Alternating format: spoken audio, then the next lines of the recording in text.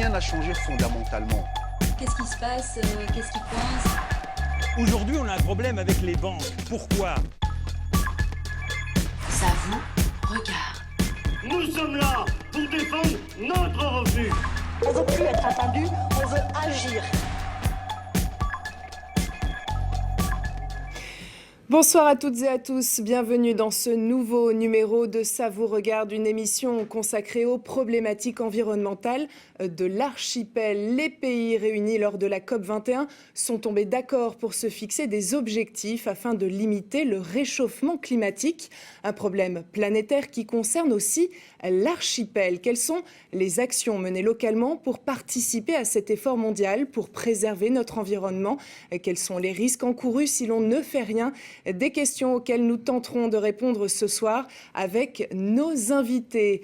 Karine Clairaut, tout d'abord, sénateur maire de Saint-Pierre. Bonsoir. Bonsoir. Nous recevons également Stéphane Artano, président du conseil territorial. Bonsoir. Également. Jean de Lizarraga, maire de la commune Miquelon-Langlade. Bonsoir. Et puis plus tard, nous rejoindrons Martin Detcheverry, adjoint au maire de Saint-Pierre, en charge du développement durable, de l'environnement, des eaux et de l'énergie. Et puis Vicky Cormier, directrice du pôle développement durable. Alors pour commencer, on va s'intéresser à notre consommation énergétique avec une nouveauté depuis quelques mois. La centrale EDF a changé. Consommation de fioul réduite, baisse des émissions carbone. La nouvelle version se veut moins polluante. Retour sur son inauguration, c'était le 26 novembre dernier avec ce reportage signé Patrick Caillé et Jérôme Anger. Qui dit inauguration dit ruban tricolore. Une découverte de l'usine qui commence par le cœur de la centrale, c'est-à-dire 2 des 6 moteurs diesel. L'ensemble assure une puissance de 21 MW. L'usine est alimentée en fioul léger à très basse teneur en soufre pour éviter les vapeurs nocives dans les fumées. L'accent sur le respect de l'environnement est d'ailleurs constamment mis en avant par le directeur d'EDF SPM, Jean-Louis Huin, qui conduit la visite. Aujourd'hui, les normes 2012 sont de 1000, la norme de 2019 sera de 600 et aujourd'hui, à l'instant T, là où je vous parle, les mesures donnent à peu près une valeur de 800. Donc nous sommes déjà mieux que les valeurs de 2012. Autre aspect environnemental présenté, le fait que tous les déchets de l'usine sont conditionnés et envoyés en métropole pour être traités. C'est la première centrale d'EDF conçue avec un dispositif de récupération des chaleurs visible avec ses conduites calorifugées. C'est sur la terrasse que les visiteurs peuvent examiner les 2 énormes cheminées côté terre et admirer le paysage côté mer avec une vue imprenable sur l'îlot marin. Les discours vont ensuite être prononcés dans la salle des fêtes de la mairie. Là encore, l'on parle d'énergie propre. Cette centrale, outre les économies qu'elle fait en consommation de fioul et rejet de déchets polluants, donne la possibilité au territoire de s'inscrire dans la transition énergétique en absorbant beaucoup plus que la précédente les énergies renouvelables, énergie marine ou le courant, mais également énergie éolienne.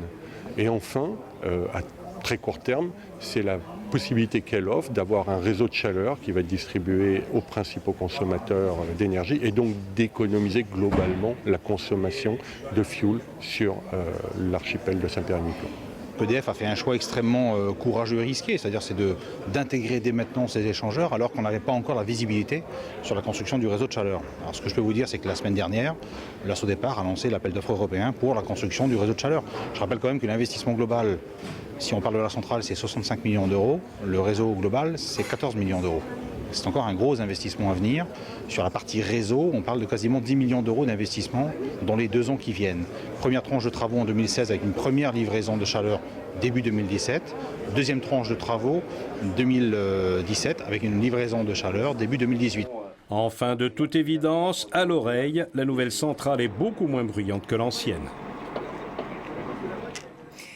Alors on l'a tous entendu, les bénéfices annoncés sont ambitieux. Une consommation de fioul réduite, moins 15%, 4500 tonnes de CO2 par an en moins, et puis moins de d'oxyde d'azote. Un nouvel équipement donc pour un autre objectif, on l'a également entendu dans le reportage, se doter d'un réseau de chaleur. Qu'est-ce que ça va changer, Stéphane Artano ? C'était avant tout, l'objectif c'était de bénéficier de la chaleur perdue des moteurs pour refaire quelque chose. Une étude qui avait été lancée par l'ADEME à l'époque pour essayer de récupérer de la chaleur pour chauffer des serres. Bon, cette idée elle est toujours valable. Et puis finalement, on n'a pas réinventé la roue. Des réseaux de chaleur, il en existe en métropole. C'est certainement le premier en Outre-mer en l'occurrence. Et là, la dimension de la centrale permet notamment de chauffer les plus gros bâtiments consommateurs que sont les bâtiments publics. Entre autres. Et donc l'idée est venue avec EDF de construire conjointement un projet avec une prise de risque, comme je l'ai dit, sur EDF. Donc voilà, l'objectif pour nous, c'est moins 15% par rapport à la facture de fioul pour les pouvoirs publics qui vont adhérer au projet. Et puis c'est 4500 à 5000 tonnes de CO2 en moins rejetées dans l'atmosphère. Donc c'est un cercle vertueux au moment où on parle de COP21, vous l'avez évoqué tout à l'heure, et de lutte ou d'adaptation ou de résistance au changement climatique. Alors ce réseau de chaleur s'adresse à vous aussi, notamment en tant avec vos bâtiments publics. Est-ce que vous allez y souscrire, Karine Claireau ? Écoutez, on fait partie en tout cas des clients potentiels. Et il y a 5 ans, quand le projet a été lancé, effectivement, nous étions parmi ceux qui étions intéressés. Nous le sommes toujours aujourd'hui dans les conditions économiques qui étaient celles d'il y a 5 ans. C'est destiné pour le moment aux bâtiments publics, mais est-ce que les bâtiments privés pourront également en bénéficier ? La première chose sur les objectifs qu'on s'était fixés il y a 5 ans, notamment ce à quoi fait référence le sénateur Maire, c'est moins 15% de réduction par rapport au prix du fioul. Donc on reste sur l'objectif fixé puisque la négociation que nous avons achevée avec EDF courant juin permet d'atteindre cet objectif, notamment en termes de finances publiques, puisque l'intérêt c'est aussi que les impôts des contribuables soient utilisés à bon escient. En l'occurrence, c'est une facture qui diminue. Donc oui, alors d'abord les bâtiments publics parce que ce sont les plus consommateurs. Et puis peut-être des gros bâtiments privés sur le secteur, mais la centrale n'est pas dimensionnée, par exemple, pour permettre une diffusion du réseau à l'ensemble des résidences privées. Je vous le rappelle, on est à 10 millions d'euros sur le réseau seulement pour les bâtiments publics. Vous imaginez s'il faut aller connecter chaque particulier qui se trouve sur le circuit, qui était avant tout un circuit littoral pour l'instant, sur la première tranche, puis un circuit urbain pour aller remonter au centre-ville, récupérer les bâtiments municipaux et d'autres bâtiments comme le lycée d'État, par exemple. C'est un peu compliqué d'aujourd'hui d'imaginer, peut-être qu'à l'avenir, mais il faut aussi se dire que la centrale n'est pas dimensionnée aujourd'hui pour fournir la chaleur pour l'ensemble des résidences privées. Donc je pense qu'il faut être très clair sur l'objectif initial qui reste vertueux, qui reste un objectif ambitieux en termes de financement public. Alors quand on parle déperdition de chaleur, on pense isolation. Localement, que ce soit à Saint-Pierre comme à Miquelon, les bâtiments sont bien isolés, les bâtiments publics ? Écoutez, ils ne le sont pas tous. Donc, en ce qui concerne la mairie de Saint-Pierre, je sais qu'au fur et à mesure que l'on procède à des rénovations sur les bâtiments, on fait en sorte qu'ils soient les plus économiques possibles et les moins énergivores possibles. Donc, on essaie de mieux les isoler, effectivement. Après, c'est vrai qu'à la mairie, on a quand même un certain nombre de bâtiments qui ne sont pas chauffés parce que ce sont des services techniques et que ce sont plus des hangars. Donc, voilà. Mais pour, en tout cas, les bâtiments qui sont chauffés, au fur et à mesure, on fait en sorte qu'ils soient le plus efficaces possible au niveau énergétique. À Miquelon, vous avez les moyens pour mener une politique d'isolation de vos bâtiments ? Bien, écoutez, nos bâtiments, on a un petit peu le même souci. Ils ont été isolés, bien sûr, mais peut-être pas suffisamment. Et c'est ce en quoi on s'attache dans toutes les nouvelles constructions qui vont parvenir maintenant, qui vont être mises en place, de prévoir, bien sûr, l'isolation complète du bâtiment. La centrale EDF, qui est obsolète aujourd'hui, est-ce qu'il y a des projets ? Alors, en ce qui concerne la centrale, j'ai pu m'entretenir avec le directeur il y a quelques semaines. Dans les médias, ce qu'on projette dans les médias, c'est de changer complètement, c'est de changer un moteur, de mettre un moteur neuf, puisqu'on arrive un petit peu on arrive à l'essoufflement. La centrale future, c'est vrai qu'on y pense, mais c'est encore pas tout à fait dans les dossiers, je pense. Alors avec cette nouvelle centrale à Saint-Pierre, de nouveaux horizons s'ouvrent. Pour le moment, l'archipel est fourni à 100% par des hydrocarbures. Avec cette nouvelle installation, il sera possible d'intégrer des énergies renouvelables. Les idées ne manquent pas. Les affaires maritimes, la DETAM et l'Ifremer se penchent sur une piste, les énergies marines renouvelables. Une conférence débat était organisée la semaine dernière. Reportage Mathias Reynaud et Jérôme Anger. À bord du Cabestan, les passagers du jour ne partaient ni vers Fortune ni vers Miquelon. Non, ils embarquaient pour un voyage à la découverte des énergies de demain. À travers le monde, on sait désormais comment utiliser les courants, les marées, le vent, la houle pour produire de l'électricité. De quoi faire réfléchir à l'heure de la transition énergétique. Super intéressant, ouais. Ça met en évidence que l'énergie actuelle qui est le pétrole va commencer à disparaître et qu'il faut trouver un moyen de substitution à cette énergie-là. Et il existe ici, en mer, pour tenter de réduire la très forte consommation du territoire en hydrocarbures. Avec 30 000 mètres cubes importés chaque année, Saint-Pierre-et-Miquelon contribue bel et bien au réchauffement climatique. L'archipel est dans l'urgence, 100% de notre production énergétique est liée aux hydrocarbures, donc on est à l'échelle de notre population fortement émetteur en gaz à effet de serre, donc il y a un intérêt à aller vers les énergies renouvelables. Donc il y a un premier travail qui a été fait, c'est d'essayer de mesurer les gisements, donc avec l'aide d'Ifremer, les gisements en énergie marine, donc, ou les courants. Donc on est là pour l'instant pour pouvoir dans le futur, dès qu'une technologie est adaptée à l'archipel, on puisse la développer localement. Aujourd'hui c'est encore de la fiction ? C'est de la fiction dans le sens où je dirais plutôt c'est l'avenir que de la fiction. Les technologies évoluent très vite, donc c'est réaliste de penser qu'on pourra utiliser les énergies renouvelables dans l'archipel dans l'avenir. Et si le territoire a du retard en la matière, on ne peut pas dire non plus que rien n'a été fait. Les spécialistes ont déjà identifié 2 pistes, à commencer par l'énergie de la houle et donc des vagues. Depuis 2011, un houlographe a été installé au sud de Saint-Pierre pour collecter des données et susciter déjà de l'espoir dans ce domaine. Deuxième piste, l'énergie des courants marins.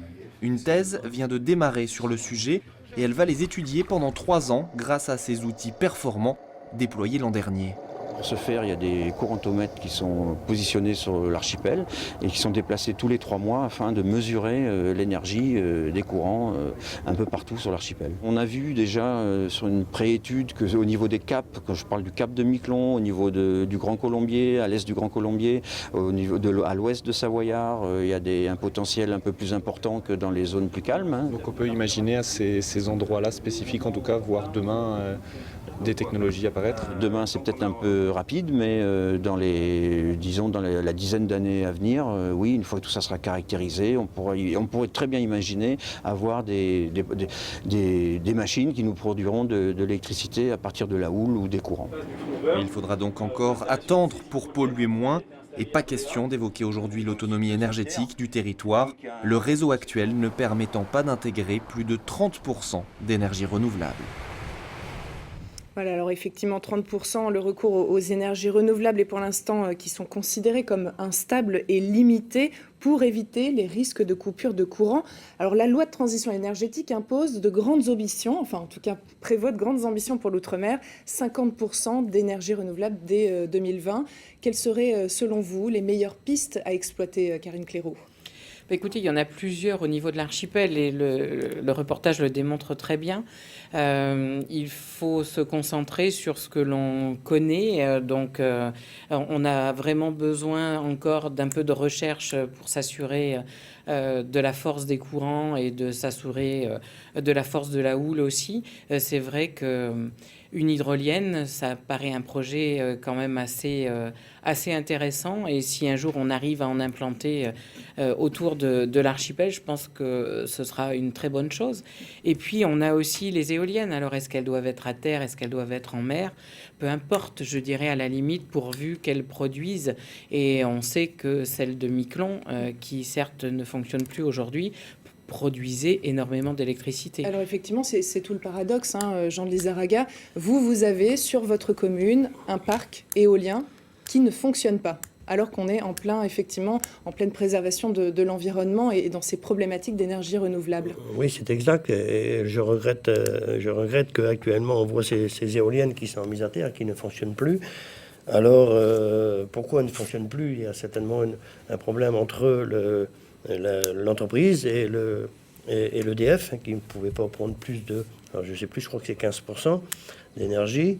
Mais je dis qu'il y a certainement une solution à revoir et pourquoi pas remettre des éoliennes Celle-ci peut-être pas, puisqu'il y avait quand même un problème, c'était de stocker le courant. Exactement. À l'époque. Et je crois que maintenant, on a résolu le problème. Alors, aujourd'hui, j'en ai causé avec le directeur de l'EDF il y a quelques temps, et il est très, très intéressé, bien sûr, s'il y avait une entreprise privée, bien sûr, qui viendrait s'implanter, à pouvoir racheter le courant de la production des éoliennes. Oui. La collectivité territoriale pourrait être porteur d'un projet de ce type-là pour relancer ce parc ou renouveler ce parc éolien? Il ne faut pas tout attendre des pouvoirs publics, il faut être clair. Enfin, nous, on se lance déjà sur un réseau de chaleur à plus de 10 millions d'euros, donc je pense qu'il faut rester raisonnable. Aujourd'hui, il y a ce qu'on sait puis ce qu'on apprend. Ce qu'on apprend, c'est ce que vous avez démontré avec Ifremer et les études qui sont en cours pour démontrer tout ce qui est houlographe, hydrographe, etc. Et puis, il y a ce qu'on sait. Ce qu'on sait, il faut être pragmatique. Depuis 1999, comme il y a des éoliennes qui étaient installées sur le territoire, donc il faut arrêter de s'autoflageller comme je l'entends parfois en se disant qu'à Saint-Pierre-et-Miquelon, on n'est que énergie fossile. Non, c'est pas vrai. Il y a eu, notamment à Miquelon, depuis 1999, une expérience qui n'a pas fonctionné pour des raisons strictement économiques et des questions de dimensionnement de parcs éoliens. Je pense qu'il faut être très clair, parce que EDF est obligé de racheter de l'énergie éolienne à des conditions qui sont encadrées par l'autorité de régulation de l'électricité. Par ailleurs, aujourd'hui, on est limité en taux de pénétration. Alors, pour Miquelon, c'était 15% par rapport à la taille du réseau, mais réglementairement, aujourd'hui, on ne peut pas avoir plus de 30% d'énergie renouvelable injectée dans un réseau électrique. Alors, ça va peut-être évoluer. Pour préserver la stabilité de la distribution du courant. Ça va sans doute évoluer. Si on se fixe 50% d'autonomie énergétique à horizon 2020 ou autre, il faudra faire évoluer la réglementation. Je pense qu'il faut déjà, sur Miquelon, un projet privé peut très bien se monter aujourd'hui avec une technologie, ça a été dit par Jean-Pierre Clairaut, la technologie a évolué très vite. Je pense que ces éoliennes ne sont plus adaptées. D'ailleurs, Quadrant devra de toute façon réhabiliter les sites, puisqu'aujourd'hui, ils sont laissés en l'état et c'est inadmissible. Il faut qu'à un moment donné, ils prennent leurs responsabilités. Alors, ils ont voulu approcher la collectivité en nous disant est-ce que la collectivité voudrait reprendre l'exploitation des éoliennes? Eux perdaient 150 000 euros par an, donc ça veut dire que la collectivité continuerait de perdre 150 000 euros. Je pense qu'il faut à un moment donné, par rapport au contrat qui était passé à l'époque, remettre les choses à plat et repartir peut-être sur un nouveau contrat, un nouveau projet. Donc sur Miquelon, on sait que c'est possible. Vous vous souvenez qu'à l'époque, la collectivité avait essayé de faire une zone de réservation foncière sur Saint-Pierre. Ça avait été un tollé, entre guillemets, alors peut-être que problème de communication, de présentation. Dans le schéma de développement stratégique, nous avons notamment une fiche action qui est destinée à favoriser le développement de projets éoliens. Donc oui, si des porteurs de projets se montrent aujourd'hui au niveau privé pour aller notamment s'installer sur Miquelon, parce que l'espace existe déjà. Donc il y a déjà une acceptation en plus par la population sur le fait que des éoliennes peuvent être présentes sur Miquelon. Bah oui, la collectivité, comme les pouvoirs publics, accompagneront bien évidemment ce projet par des mises à disposition de terrain, par de l'exonération douanière. Enfin voilà, il y a plein de dispositifs qui peuvent se mettre en place. Des éoliennes à terre, à Saint-Pierre, c'est envisageable? Alors, l'île de Saint-Pierre, c'est 25 km², donc je crois qu'il faut vraiment bien réfléchir à ça avant de se lancer dans un projet. Par contre, des éoliennes en mer, c'est possible. Et là, il y a des expériences et d'ailleurs des champs qui sont d'ores et déjà en place sur les façades métropolitaines. Et l'expérience est très intéressante. Il faut voir comment ils ont monté les projets, comment ils ont réussi à s'intégrer dans les zones et comment, avec un minimum de planification, on arrive à définir des zones bien particulières qui ne gênent ni le transport maritime, ni la pêche, ni les autres usages que l'on peut avoir sur ou sous la mer. Donc, je crois qu'on va pouvoir s'inspirer d'un certain nombre de projets qui aujourd'hui se sont mis en place et vont être exploités d'ici assez peu de temps. Jean de Lizarraga, vous, ce parc éolien, quel avenir écoutez, moi, je n'ai qu'un souhait, c'est de voir une nouvelle entreprise se mettre en place, puisque les terrains, ils sont prêts à recevoir les éoliennes. Celles qui sont là actuellement, peut-être qu'ils ne conviennent plus maintenant. Mais c'est vrai que toute l'installation est en place quand même. Le câble qui va à l'EDF et tout ça, c'est en place. Donc oui, tout à fait partisan pour revoir des éoliennes se mettre en place sur Miquelon.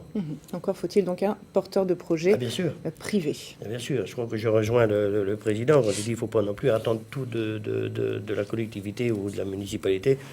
Pas pour les éoliennes, mais je crois qu'il faut aussi qu'il y ait des porteurs de projets, quoi. Alors, préserver l'environnement, c'est aussi réduire notre consommation. Parmi les actions menées par la mairie de Saint-Pierre et le conseil territorial, il y a eu le changement d'ampoule en matière d'éclairage public. Quel est le bilan de cette opération? Est-ce qu'il est possible d'aller plus loin? Il est toujours possible d'aller plus loin. Déjà, on procède par étapes. Donc, il est clair qu'aujourd'hui, tout l'éclairage public, par exemple, n'a pas encore été remplacé de manière à réellement assurer une économie à l'échelle de toute l'île.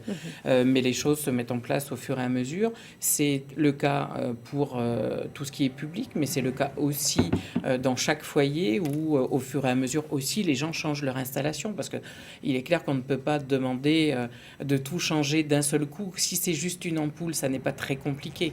Parfois, il y a des installations qu'il faut modifier. Donc là, il faut comprendre que ça prenne un petit peu plus de temps.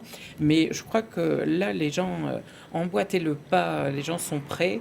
Et au niveau des collectivités et de l'État, je pense pouvoir dire que voilà, ce groupement de commandes qu'on a mis en place il y a maintenant quelques années, il va vivre et il va vivre encore longtemps parce qu'on a des choses à faire ensemble sur les économies d'énergie. Vous confirmez, Stéphane Artano? Oui, tout à fait. C'est un partenariat qui fonctionne bien et d'ailleurs, enfin, je pense que le territoire peut être exemplaire en la matière. Donc sur l'aspect public, c'est vrai que les choses sont en route.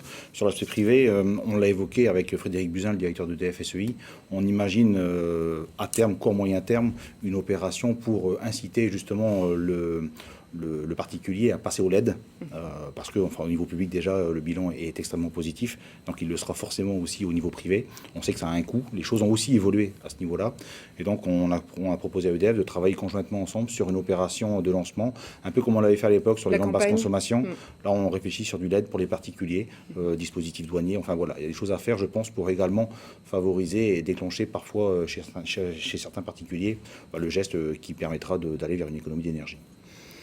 Et à Miquelon, est-ce que vous envisagez, vous aussi, ce passage à des ampoules basse consommation? Ah bien, tout à fait. D'ailleurs, l'opération est déjà commencée. Il y a déjà eu des ampoules de changer. On espère bien continuer, à savoir tout ce qui est l'éclairage public.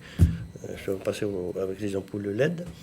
En ce qui concerne les ménages, hein, c'est une autre question que je peux répondre tout de suite, mais au niveau de la municipalité, c'est vrai que on est très conscient aussi que l'économie d'énergie, c'est important. Alors on l'évoque effectivement, hein, cette consommation, elle se passe aussi au sein des foyers, les habitudes changent, il y a des incitations qui sont mises en place, des aides financières, notamment 2 conventions signées entre EDF et le Conseil territorial. La première concerne une aide au changement de chaudière, une prime qui est en moyenne de 1 500 € pour le matériel de plus de 15 ans et attribué selon des critères précis. Et puis également un coup de pouce pour l'isolation des logements. Alors là, il faut être propriétaire. Cela concerne certaines zones de l'habitat, toiture, combles, murs, planchers du rez-de-chaussée. Et pour des logements de moins de 5 ans, Stéphane Artano, quel bilan est-ce que vous tirez de ces 2 opérations qui sont renouvelées depuis plusieurs années? Tout à fait, c'est un partenariat avec EDF qui s'inscrit dès la construction de la centrale EDF d'ailleurs, donc ça fait quelques années qu'on y travaille.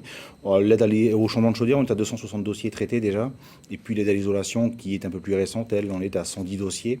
On n'est pas du tout là où on s'était fixé comme objectif financier, puisqu'on s'est fixé 1,7 million d'euros sur 4 années avec EDF, donc on en est loin, ça veut dire qu'il y a une marge de progression importante pour les particuliers, notamment sur le changement. Alors peut-être qu'on a éclusé le parc de chaudières vieilles de plus de 15 ans, par exemple. Peut-être qu'il faut changer les critères et faire évoluer les choses, refaire des campagnes de communication. Enfin, les aides existent, elles se poursuivent bien évidemment.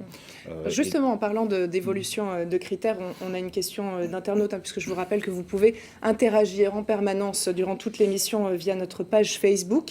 La question de l'internaute est la suivante. Aider au changement des chaudières, c'est bien, mais pourquoi ne pas aider au changement des chauffages électriques ancienne génération? C'est une bonne question. C'est une question qu'il faudrait poser à EDF, qui a un intérêt direct, puisque je rappelle aujourd'hui, l'électricité est quand même générée par une centrale au fioul, et que moins on consommera d'électricité, moins on consommera de fioul.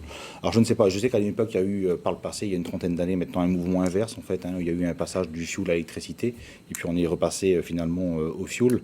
Donc nous, on est sur déjà la consommation existante, sur ce qu'on connaît.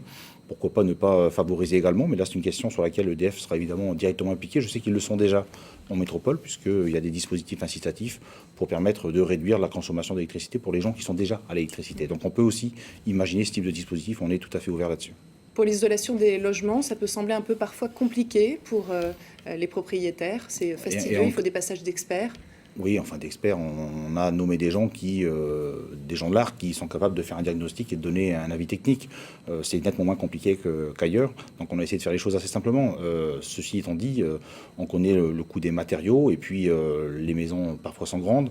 On s'est fixé comme objectif de travailler en centre-ville parce que c'est là où les maisons sont les moins isolés, notamment les combles, et on a changé notamment puisqu'on vient de mettre en place un critère lié aux toitures et aux combles, ce qui n'existait pas forcément. On a réduit le critère au mètre carré pour les caves pour essayer de favoriser le développement de l'isolation, mais on a encore beaucoup de travail, que ce soit sur les bâtiments publics ou privés d'ailleurs, mais il y a encore de la marge de manœuvre et je pense que cette aide elle va perdurer dans le temps. Cette marge de manœuvre, ça pourrait être des incitations fiscales. Est-ce que il est envisagé d'avoir des réductions peut-être concernant de la pose de panneaux photovoltaïques, ou que l'importation de ce type de matériaux en tout cas soit moins taxée? Oui, je pense qu'il faut aussi être réaliste. Enfin, le photovoltaïque ou la petite éolienne, c'est bon pour les résidences secondaires à Langlade ou à Miquelon pour les caravanes. Enfin, c'est un début. Oui, mais enfin, il faut ramener ça aussi à sa juste valeur. Donc, si déjà on peut aider les gens à réduire leur consommation énergétique, qui reste quand même un des postes principaux, et notamment le fuel sur le territoire, ce sera un objectif atteint. Moi, j'avais demandé à l'État à un moment donné, mais ça m'a été refusé par la préfecture, une étude pour vérifier que quand cette aide a été mise en place, il n'y a pas eu un effet d'aubaine dans le commerce local pour augmenter les prix des chaudières. Il faut être très clair, quand vous mettez en place une aide, il peut y avoir un effet pervers. On n'a pas été capable de le mesurer. Peut-être que ça explique qu'à un moment donné, une aide se tasse, mais je ne peux pas le dire aujourd'hui. Je peux accuser personne. Je n'ai pas les éléments en ma possession. Et j'avais demandé cette étude à la répression des fraudes. Elle m'a été refusée. Alors j'espère que le président de l'Observatoire des prix pourra engager ce processus qui permettra de faire la vérité sur les choses et faire en sorte que quand une aide est mise en place, on n'a pas un effet pervers derrière de monter des prix dans le commerce local. Est-ce que pour construire vos bâtiments, vous pensez maison écolo ? De plus en plus, obligatoirement, c'est vraiment un critère qui entre en ligne de compte. Et sur les constructions futures, oui, bien entendu, et notamment toutes celles qui auront besoin d'être chauffées. Les autres, ça n'a pas forcément d'intérêt, en tout cas, sur que ce soit l'isolation ou la mise en place d'énergie renouvelable ou autre. Mais oui, bien entendu, il y a quelques projets en portefeuille et il faudra que ces projets soient exemplaire. Ça peut être par exemple le bâtiment multigénérationnel qui va être construit, alors pas cette année, mais sans doute l'année prochaine, mais sur lequel on va commencer à travailler là. Enfin, pas cette année, pas en 2016, mais plutôt 2017. Mais voilà, c'est un bâtiment qui va être quand même assez grand et automatiquement il faudra qu'on soit vraiment très très efficace au niveau énergétique. Donc oui, pourquoi pas, il faudra tout explorer, je dirais. Alors quand on dit consommation, pollution, on pense aussi aux émissions carbone dont il a été question il y a peu de temps avec des scandales Volkswagen et Renault. Localement, importer un véhicule, c'est 33% quand il vient du Canada, plus de 22% si il a un label Union européenne. Quid de l'hybride et de l'électrique? Est-ce que le Conseil territorial est prêt à faire un geste fiscal pour inciter davantage les consommateurs à acheter ce type de véhicule? Alors, il faut être très Sachant que l'électrique doit avoir effectivement toute une installation qui va avec. La décision politique administrative finale, c'est le Conseil territorial, mais c'est une décision partagée puisque la collecte douanière, on la partage avec la mairie de Saint-Pierre, la mairie de Miquelon et puis la Chambre de commerce. Donc il faut être très clair là-dessus. Il y a le grand fantasme. Je poserai la question à tous les trois. Non, mais c'est simplement que on peut évidemment travailler sur le sujet. La question, elle peut effectivement se poser. Elle ne s'est d'ailleurs pas encore posée, je crois, puisque si je pense que la mairie a rentré un véhicule électrique, il y en a plusieurs pour service technique, mais sur les particuliers, je ne crois pas qu'on ait encore rentré. Mais la question peut très bien se poser, et pourquoi pas, effectivement. Donc ces véhicules électriques sont effectivement rentrés avec une taxation plein pot pour l'instant. Ah oui, absolument. À mon avis, le problème, il n'est pas là aujourd'hui. Il n'est pas est-ce qu'on va favoriser au niveau des taxes douanières l'importation de véhicules. Et il est, si demain, tous ceux qui ont un véhicule qui tourne à l'essence ou au diesel se mettent à acheter des véhicules électriques, comment va réagir EDF par rapport à la centrale? Comment est-ce qu'on va faire pour, je dirais, encaisser ce surplus d'énergie qui va être demandé à la centrale? Je crois que là, c'est quand même une décision qui est extrêmement importante. On avait, nous, demandé ces petits véhicules parce que c'était extrêmement pratique. Ils sont petits, ils sont simples et donc c'était pour les espaces verts et pour la propreté urbaine. Voilà, il y a un côté pratique, je dirais, mais il n'a jamais été question, en tout cas, d'étendre ces véhicules à tout le parc de la municipalité de Saint-Pierre. Alors on va passer maintenant à notre seconde partie de l'émission. Au quotidien, de nouvelles habitudes ont été prises ces 2 dernières années. Trier ses déchets en fait partie, les filières se mettent en place et la loi vient accompagner ces démarches. Au 1er janvier 2016, fini les sacs de caisse en plastique. Martin Detcheverry, adjoint au maire de Saint-Pierre, adjoint au maire donc chargé du développement durable, de l'environnement, des eaux et de l'énergie, va nous rejoindre dans un instant.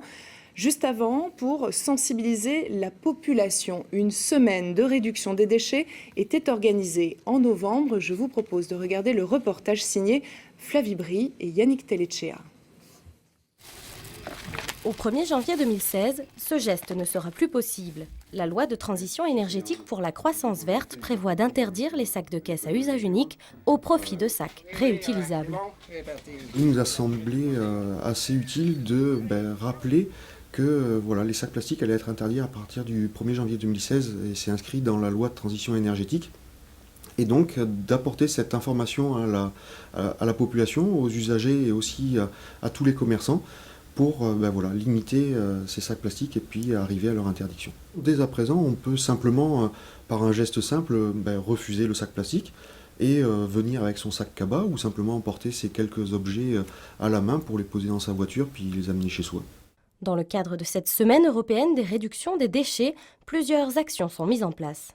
Une série de courriers adressés aux autorités locales compétentes pour mettre en œuvre cette loi, pour l'appliquer sur le territoire. Une deuxième campagne qui est un affichage dans les différents commerces avec une affiche qui pose la question, savoir si on fait la différence entre une méduse et un sac plastique, parce que la tortue ne fait pas la différence. Et puis une campagne publicitaire qui est diffusée sur la chaîne de télévision. 17 milliards de sacs plastiques sont encore consommés en France et près de la moitié sont abandonnés dans la nature. La loi va donc plus loin. Dès 2017, les sacs plastiques des rayons fruits et légumes devront également disparaître. Alors Martin Detcheverry, bonsoir. Bonsoir. Donc cette loi de transition énergétique va s'imposer à tous, ce sera à peu près dans 15 jours. Que va-t-il advenir du stock de sacs plastiques? Est-ce qu'une opération de récupération est prévue pour éviter de retrouver tous ces sacs à la décharge municipale? Alors après, c'est une disposition législative réglementaire. Aujourd'hui, c'est vrai qu'on l'a relié au niveau de la mairie. C'était important que, un peu en amont, les entreprises puissent s'y préparer, déjà peut-être en arrêtant d'en commander. Bien sûr, il y a des stocks existants et je ne doute pas que les entreprises trouveront des manières de s'en séparer d'une façon ou d'une autre. Ce qu'il faut être bien clair, c'est que ce qui est interdit, c'est sacs de caisse. Ce qui est encouragé, c'est que chacun aille avec un cabas ou s'organise de la façon dont qui lui convient le mieux pour éviter ces sacs de caisse. Ensuite, si les entreprises ont un stock important, ce dont je doute très sérieusement de sacs de caisse, ils pourront toujours les revendre comme sacs poubelles, parce que les sacs poubelles, eux, en plastique, sont toujours autorisés, bien sûr. Est-ce que des contrôles seront prévus? Comment s'assurer que ces sacs en plastique ne circuleront plus? Ça, c'est une compétence de la répression des fraudes. Donc, bien sûr, je pense que l'État mettra les moyens qu'il faut en temps et en heure, et certainement avec un minimum aussi de bienveillance et de diplomatie pour faire en sorte que cette évolution qui a été voulue par les représentants de la nation s'applique partout, y compris à Saint-Pierre-et-Miquelon. Mais je pense que, vous savez, il n'y a plus beaucoup de commerces qui distribuent systématiquement les sacs de caisse. Les plus gros commerces les ont éliminés depuis bien longtemps. Et puis, je pense que c'est déjà bien entré dans les mœurs. Alors nous avons une question d'un téléspectateur. Alors que la mairie de Saint-Pierre a mis en place le tri sélectif, pourquoi la commune de Miquelon prend-elle du retard? Jean de Lizarraga. Oui, c'est exact. La commune de Miquelon, on en est actuellement au balbutiement. Il est vrai que pour mettre tout le système qui a été mis en place par la mairie de Saint-Pierre, il fait un travail de base, un travail de fond. C'est un travail qu'on s'y attache actuellement. La mairie de Miquelon, d'abord, n'avait pas l'outil nécessaire. Moi, je pense aux camions en dur, par exemple, qui a été renouvelé cette année, qui va nous permettre de pouvoir enlever tous les contenants qui seront mis en place au début de l'année 2016.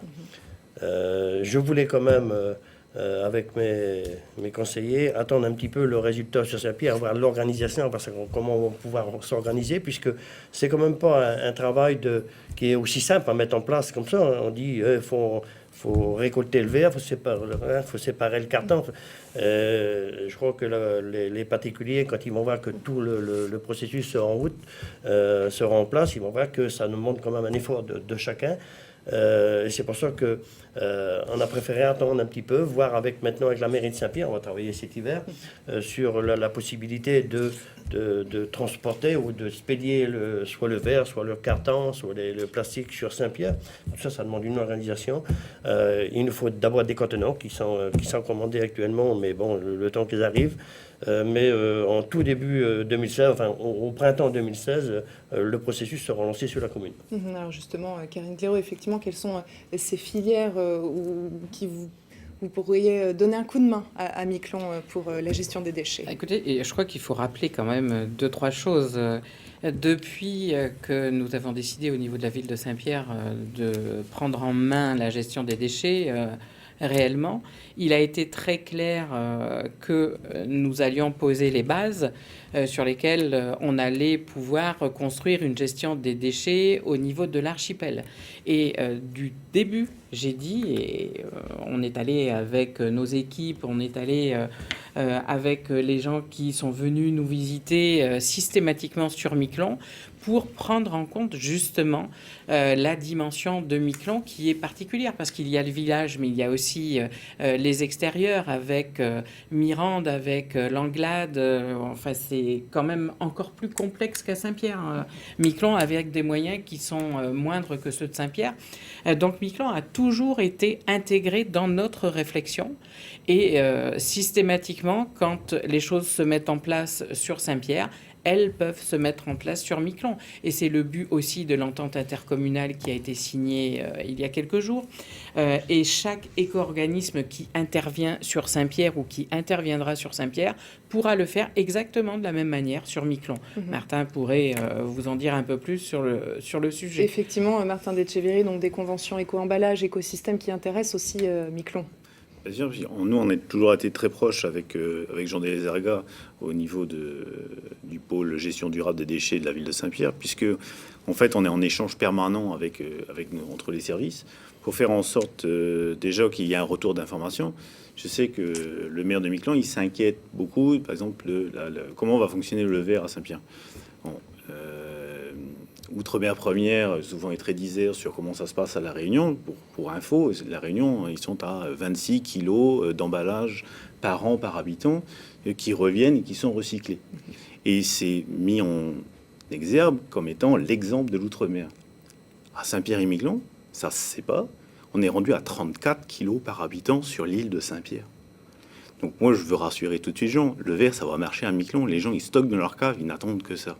Ça va fonctionner. Aujourd'hui, le souci, c'est comment collecter. Donc là, on a des très longs échanges là-dessus, puisque nous, on a choisi sur Saint-Pierre une mode de collecte qui correspond en fait à des équipements qui étaient présents sur Saint-Pierre, des façons de faire qui étaient disponibles compte tenu des équipements des entreprises. Miquelon peut le faire avec des méthodes différentes, et je sais que vous êtes aidé aussi par un chargé de mission qui va donner à Miquelon la possibilité de le faire au meilleur coût pour ses habitants. Et c'est toujours dans cet échange-là qu'on est avec Miquelon. S'agissant des éco-organismes, il s'agit de faire en sorte que tout ce qu'on met en place sur Saint-Pierre puisse être transposable à Miquelon.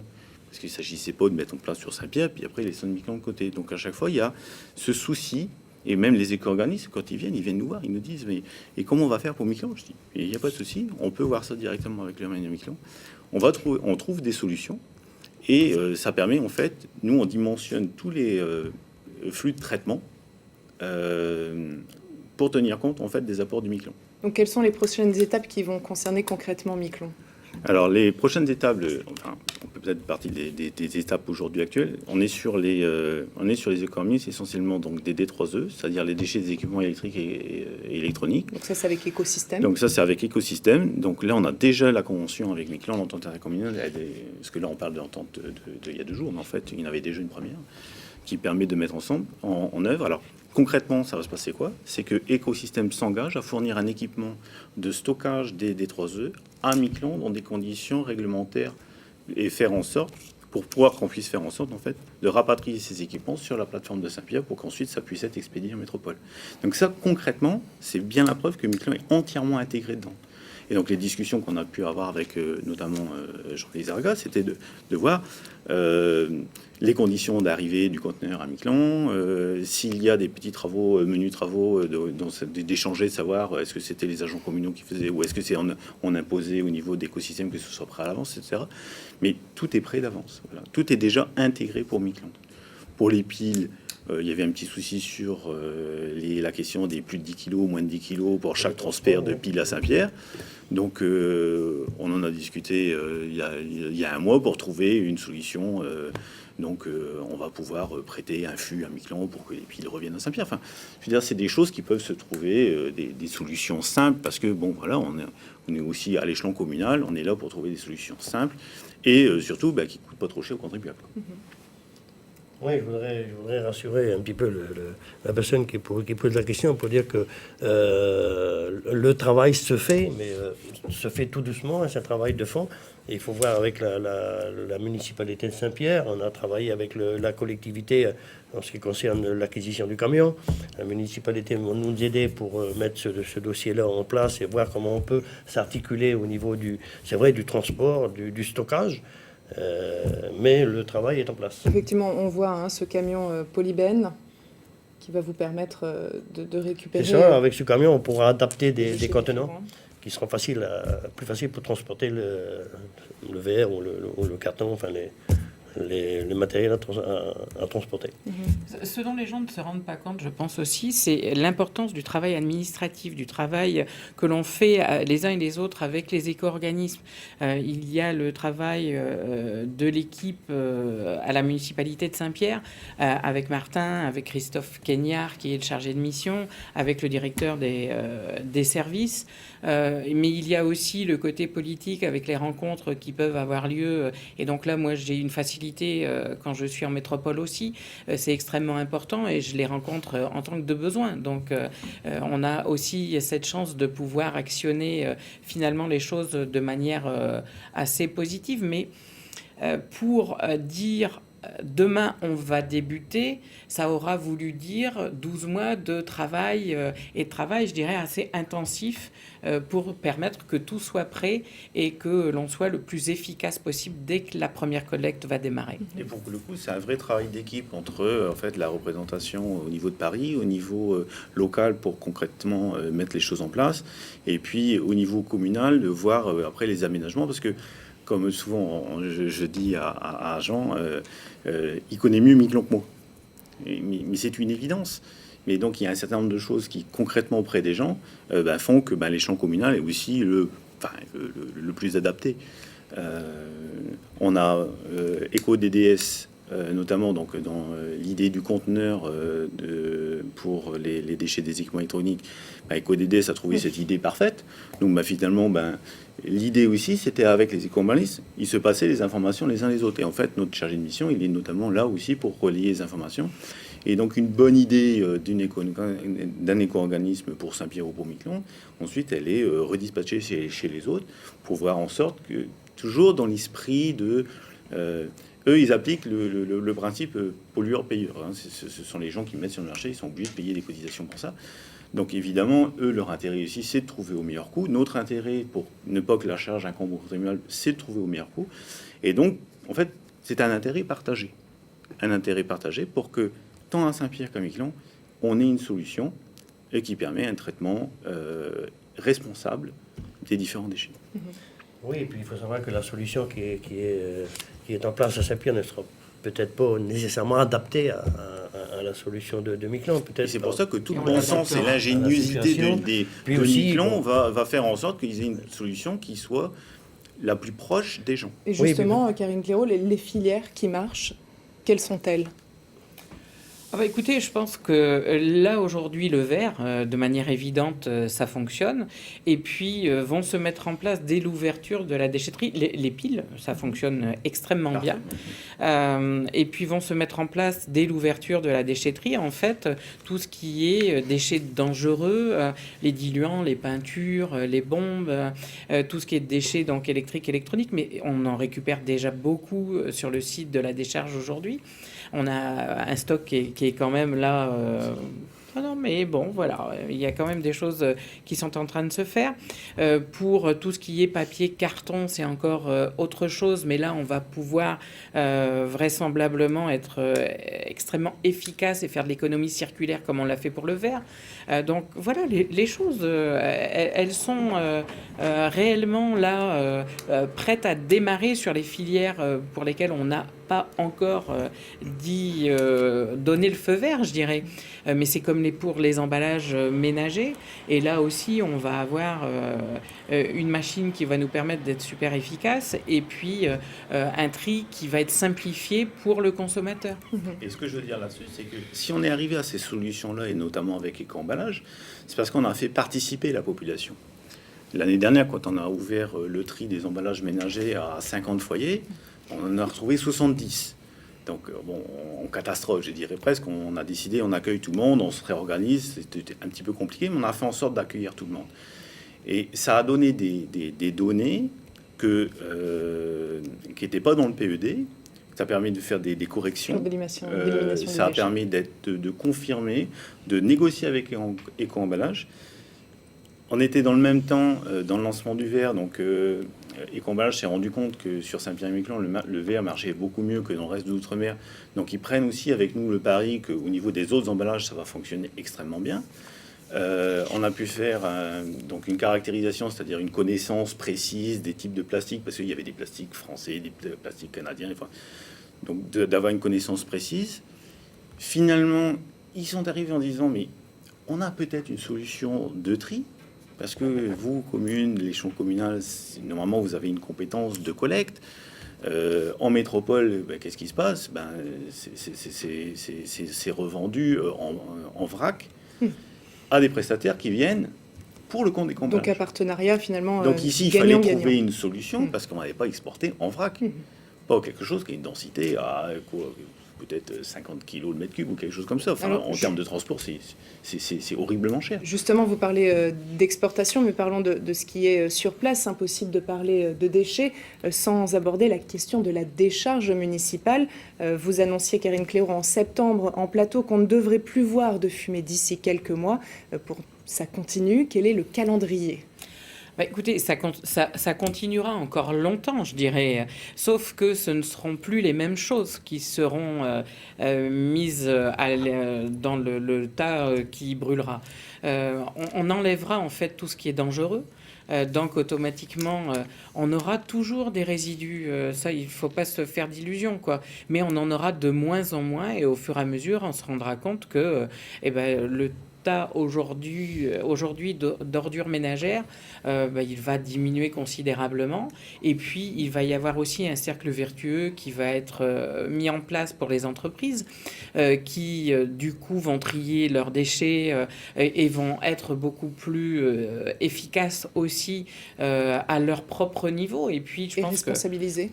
Et responsabiliser, oui, bien entendu. Mais là aussi, et je parle sous le contrôle de Martin qui rencontre plus les gens que moi, mais on a une vraie prise de conscience et elle est à tous les niveaux. On travaille avec la CACIMA. Dans l'expérimentation biodéchets, on en parlera après, mais il y a un professionnel qui s'est proposé. Je veux dire, aujourd'hui, on est vraiment là dans une phase où les gens adhèrent à un projet. Les gens adhèrent à un projet et ce qui est extrêmement intéressant aussi, c'est que vu de la métropole, du coup, on fait office de laboratoire. Ça a été le cas pour Éco-emballage. On a gagné, on a été est rendu éligible à un dossier avec eux parce que l'expérience de Saint-Pierre-et-Miquelon, ils le savent, va pouvoir être transposable à d'autres outre-mer. On a gagné 2 fois le prix des écomères et ça n'est pas pour rien non plus. Et à chaque fois, ça a été le coup de cœur du jury, donc c'est quand même extrêmement intéressant. Le fait qu'on soit aussi éligible à ZDZG, donc zéro déchet, zéro gaspillage, c'est aussi extrêmement intéressant. Ça met en avant l'archipel et ça montre que ce qui pourra être fait sur un petit archipel comme le nôtre, qui a des caractéristiques quand même très particulières, avec un volume qui pour nous est très encombrant, mais qui en fait est quand même assez modeste à l'échelle d'autres territoires beaucoup plus grands. On est dans une situation d'insularité et d'isolement qui font que ce modèle il peut être aussi transposable par exemple en Polynésie où on trouve des choses qui sont assez similaires aux nôtres. Donc vraiment pour les éco-organismes, mais aussi pour le ministère de l'écologie comme pour le ministère des Outre-mer, il y a un regard qui est vraiment très... comment vous dire, qui est très fort sur l'archipel parce que ils sont en train de se rendre compte que ce qui a été mis en œuvre, ça va fonctionner.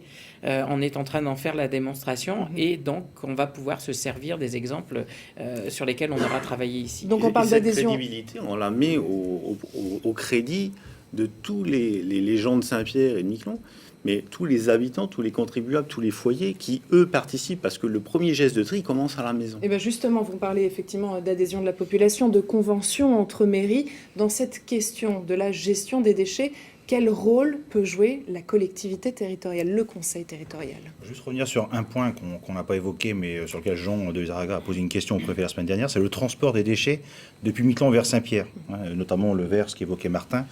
Quand le maire de Miquelon a posé la question au préfet, la réponse était très claire, il faudra payer le transport. Alors, je trouve qu'en termes d'exemplarité, puisque le préfet organise actuellement la desserte maritime du fret interile et international, je pense que ce transport pose problème parce que les flux et les volumes de Miquelon ne sont pas du tout importants et je pense qu'un effort au moins symbolique pourrait au moins être fait sur l'aspect transport. Donc je pense qu'on y reviendra parce que la question n'a pas été tranchée par l'État, mais ça me pose souci. Puis je suis persuadé que ça se trouve la mairie, si elle souhaite envoyer des déchets dits dangereux au sens des conventions internationales directement sur la métropole aujourd'hui depuis Saint-Pierre-et-Miquelon, il y a une difficulté qui peut se poser en passant par le Canada, je pense. En tout cas, elle s'est posée pour l'amiante à un moment donné. Mais non, mais c'est plus le cas. Bon, si c'est plus le cas, tant mieux. Donc la collectivité, écoutez, en l'occurrence, nous, on a mis à disposition, on l'a fait cette semaine, tous les terrains et le bâti, notamment la plateforme de compostage, c'est 3,5 millions d'euros d'investissement sur des fonds européens pour mettre à disposition du CIGED. Alors, après, c'est la question du portage qui se pose clairement au niveau de la gestion des déchets. Donc pour nous, le portage, je dirais, il doit être collectif et le CIGED, c'est la meilleure coquille administrative aujourd'hui et juridique pour porter toutes les actions qui sont menées, qui sont exemplaires, bien évidemment. Alors pourquoi ne fonctionne-t-elle pas? On a des points de vue très divergents là-dessus. Moi, je pense que ça relève strictement d'une décision politique. C'est-à-dire qu'à un moment donné, quand on crée un syndicat mixte, si vous voulez, c'est pas un McDo, c'est pas une option. C'est-à-dire qu'il faut à un moment donné y adhérer. Il y a des règles juridiques qui imposent qu'on transfère les biens. C'est ce qu'on a fait ce mardi. Il faut y transférer les moyens financiers, bien évidemment. Donc c'est la bascule de la taxe municipale vers la structure CIGED, mais elle est possible techniquement, ça prend une bonne année. Donc de mon point de vue, c'est une question de décision politique. Après, ce qui est fait notamment par Martin et les équipes municipales et même par la mairie de Miquelon, ça peut être fait au sein du CIGED. Enfin, de mon point de vue, il n'y a pas de sujet. Ce transfert est envisagé, Karine Claireau? Mais attendez, on a été très clair depuis le début. Le CIGED est effectivement le meilleur outil. Sauf que ça n'est pas encore le moment pour que le CIGED reprenne tout. Moi, je veux bien qu'on dise qu'il suffit de basculer la taxe. Je voudrais juste revenir quelques années en arrière quand on a proposé ça à l'époque où vous étiez président. Ça a été un non catégorique. Non, mais je pense qu'il faut quand même revenir sur la genèse du CIGED. Quand j'ai pris la présidence du CIGED, vous vous en souvenez pas parce que c'est pas vous qui étiez présente au CIGED, personne n'a voulu prendre la présidence, c'est la première chose. Et puis on l'a fait pour lancer un appel d'offres et je leur ai dit, je prends la présidence sous ton appel d'offres, mais à un moment donné, il faut que la présidence soit sorlante. Et puis je me suis dit, à la fin de l'appel d'offres, finalement, le CIGED, il n'a plus de vocation à exister puisque l'appel d'offres, il a été infructueux pour des motifs d'intérêt général parce que le coût de gestion globale, si on faisait une gestion intégrale de A à Z d'entrée de jeu, était insupportable administrativement et financièrement parlant. Après, encore une fois, je pense objectivement aujourd'hui que le transfert. Et j'ai été convaincu par la suite. Moi, je suis sorti du CIGED. J'ai pensé qu'à un moment donné, c'était ma présence qui gênait. Alors, je l'ai proposé à l'opposition qui a refusé de venir y siéger. Mais aujourd'hui, le CIGED, de mon point de vue, soit il a une existence juridique et le préfet se doit de la faire respecter. Je pense qu'il n'y a pas de question de moment de transfert. Je pense que le transfert, il peut avoir lieu. Je pense que les règles sont simples. Si aujourd'hui, quand vous créez un syndicat mixte, c'est simple. Tous les moyens qui sont mis en œuvre par les différents adhérents au syndicat mixte sont transférés au syndicat mixte. Moyens humains, matériels et financiers. Donc si aujourd'hui, je prends l'exemple de la mairie de Saint-Pierre, ça coûte 480 000 €, taxes incluses. Non, je donne un exemple. Ah oui, ça peut être 500. Ça ne coûte pas ça. Ouais. Non, ça peut être 500 ou moins, peu importe. Ce que je veux dire, c'est que l'ensemble des moyens financiers est transféré, intégrant la taxe qui est perçue, qu'elle ne couvre pas d'ailleurs, vous l'avez dit, journal télévisé, les dépenses, mais tout est transféré. Donc, cette décision, de mon point de vue, elle est administrative, elle est technique, elle prend une année en termes de gestion de transfert de la taxe, mais elle est possible. Et je dis simplement que ça aurait notamment évité qu'il y ait des conventions communales qui sont faites, tant mieux, parce que le CIGED avait vocation à porter l'ensemble de ces actions, c'est tout. Donc à un moment donné, je me suis convaincu de rester dedans quand même, parce que je considère qu'à un moment donné, une action collective a du sens sur le territoire en matière de gestion des déchets. C'est pour ça aussi qu'on a transféré l'ensemble de nos actifs, donc tous les terrains, incinérateurs, plateformes de compostage, dont notamment le terrain qu'on a mis à disposition de la mairie pour construire la déchetterie, sans transférer aujourd'hui au CIGED, qui reste de mon point de vue la structure qu'il faut faire vivre. Mais encore une fois, ce n'est pas une option technique ou juridique ou politique, c'est qu'à un moment donné, il y a des conséquences juridiques aussi quand on crée un syndicat mixte, tout simplement. Quelle échéance? Oui, enfin, il y en a quand on crée n'importe quel outil, donc il n'y a pas de souci là-dessus. Quelle échéance pour que le écoutez, CIGED pour l'instant, prenne le relais? je ne donnerai pas d'échéance. Ça n'est pas comme ça qu'il faut réfléchir. On est sur un besoin d'équilibre. De toute façon, le jour où l'intégralité du service va passer au CIGED, il faut que ce service soit équilibré. Aujourd'hui, on le sait pertinemment, ça n'est pas le cas dans chacune de nos communes d'ailleurs. Pas plus à la commune de Miquelon qu'à la commune de Saint-Pierre.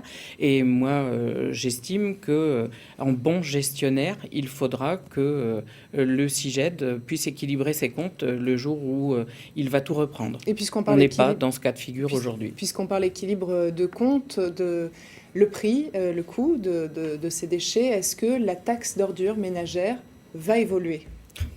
Écoutez, je pense qu'il faut arrêter la plaisanterie avec ce sujet. Elle est de très mauvais goût.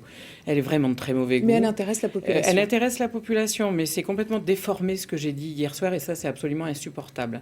Hier soir, j'ai été très claire et j'ai dit que c'était un élément de la discussion qui pouvait intervenir au moment du DOB, du débat d'orientation budgétaire. Je n'ai jamais dit que la taxe allait augmenter. Je n'ai pas dit non plus qu'elle n'augmenterait pas d'ailleurs. J'ai simplement dit qu'aujourd'hui, le service, il est déséquilibré. Et que de toute manière, avant de pouvoir penser à une gestion coordonnée et une gestion qui pourra être prise par le CIGED, il faudra que le montant soit équilibré. À quelle échéance? Ça, par contre, nous ne l'avons pas encore déterminé. Martin. Je pense que mécaniquement, la question est claire. C'est pas une attaque. C'est simplement que la taxe doit augmenter si vous voulez équilibrer les dépenses par rapport aux recettes que vous avez. Oui, parce que quand vous parlez de propos déformés, vous réagissez donc à la réaction de Stéphane Artano aujourd'hui. C'est simplement de dire qu'aujourd'hui, si ça n'équilibre pas, le seul moyen d'équilibrer, c'est qu'à un moment donné, elle progresse ou qu'elle augmente. Enfin, c'est pas une injure que de le dire. C'est pour ça que je dis que quand vous créez un syndicat mixte, vous avez deux manières de le faire. Soit effectivement, vous montez les taxes à un moment donné pour venir à l'équilibre des dépenses générées par la commune pour équilibrer les recettes, ou soit vous transférez l'intégralité des moyens financiers. Et ça suppose que la mairie donne une subvention de ce qu'elle supporte déjà aujourd'hui dans son budget municipal. C'est pour ça qu'on n'est pas tout à fait d'accord sur... Et ça, c'est la conséquence juridique normale d'un CIGED, si vous voulez. Sauf que le CIGED, il est à l'échelle territoriale et il faudra que chaque collectivité contribue... mais ça, c'est un autre sujet. Ce que je veux dire, c'est que la conséquence, c'est que normalement, tous les moyens sont transférés. Après voilà. Qu'il faudra mettre une fiscalité en place et qu'il faudra... La fiscalité sur les déchets, non, elle n'existe pas déjà. Une taxe d'ordures ménagères, pour moi, c'est déjà une partie de la fiscalité. Non, il va aussi y avoir d'autres sortes de fiscalité qui devront être mises en place. Enfin, le meilleur déchet, c'est celui qu'on ne produit pas. Enfin, c'est presque rentré sur le territoire. Oui, mais enfin, on ne va pas laisser penser aux gens que ça coûtera jamais rien de plus. Non, c'est pas ce que je veux dire. Je veux simplement dire que c'est pas faire injure, ni faire injure à la mairie, ni à celle de Miquelon, de dire que si vous voulez équilibrer, il faut augmenter les taxes. Enfin, vous ne pouvez pas diminuer votre service parce qu'il y a des contraintes administratives, techniques et de personnel. Donc c'est simplement qu'à un moment donné, le budget va forcément progresser. Et je dis que ce n'était pas forcément nécessaire de mon point de vue parce que l'horizon, enfin voilà, vous avez déjà augmenté de, je crois que c'était 35 euros, 30 ou 35 euros, je crois, l'année dernière. Si vous voulez arriver à un équilibre, ça suppose quand même une progression importante ou sinon un étalement dans le temps très long. Et sincèrement, ça veut dire que le CIGED, il sera inopérationnel pour les peut-être 10 années qui viennent. Donc, est-ce qu'il est utile de le maintenir aujourd'hui en état de vie juridique ou en état de survie? C'est la question que je pose. Martin Detcheverry, le CIGED peut avoir des comptes équilibrés comme la régie eau et assainissement? Il devra, puisque de toute façon, statutairement, c'est obligatoire. Mais je pense que, en fait, il y a eu dans le passé un certain nombre de projets. Moi, je reviens à 2005, plan Valex, on parlait, si je ne veux pas dire de bêtises, de 1400 € et quelques par foyer. Enfin, on était à des sommes astronomiques. Ensuite, on a eu le PPP. Le PPP, moi, je retiens quand même une chose. Au bout de 4 ans de CIGED et de négociations, les élus, tous autour de la même table, ont eu une décision unanime de dire on arrête, c'est pas possible, c'est hors de prix. Faut comprendre ça, c'est juste hors de prix. Donc, nous, la mairie de Saint-Pierre, quand j'ai repris le dossier il y a 1 an et demi, 2 ans peut-être, quand j'ai repris ce dossier-là, je dis est-ce qu'on peut pas reprendre les choses dans l'autre sens? C'est-à-dire commencer par construire quelque chose qui fonctionne, avec des briques qu'on assoit solidement, et ensuite on reprend un édifice et qui fonctionne, où on sait où on va. On a commencé par la collecte du verre parce qu'on savait comment on allait faire, on savait qu'on allait asseoir la collecte des autres emballages sur la collecte du verre. Et on progresse comme ça. On a commencé notre première convention avec les piles parce que ça prenait pas beaucoup de place. Mais c'était quelque chose de très compliqué parce que c'est très dangereux en termes de transport maritime. Donc du coup, grosse complexité administrative, etc., qu'on a géré. Du coup, on a pu partir sur les éco-organismes, etc. Pour combien? Parce que c'est ça la grande question. Pour combien? Il y a 2 ans, quand j'ai repris le dossier, alors j'ai presque honte de dire, parce que le traitement des ordures ménagères d'il y a 2 ans. Bon, appelons ça le traitement des ordures ménagères d'il y a 2 ans, qui inclut la collecte et le traitement derrière. Ça coûtait globalement, grosso modo, j'ai donné les chiffres arrondis pour que les gens comprennent bien, 140 € par foyer. Et les gens cotisaient par leurs impôts à 70 € par foyer. Voilà. Le fonctionnement, ça représentait ça. Aujourd'hui, en ayant mis en place tout ce qu'on a mis en place, on est à 150. On n'est pas à 1400, on est à 150. Et nous, on a fait en sorte de monter, là, par rapport à, évidemment, l'année n'est pas terminée, donc on a une augmentation d'à peu près 10%.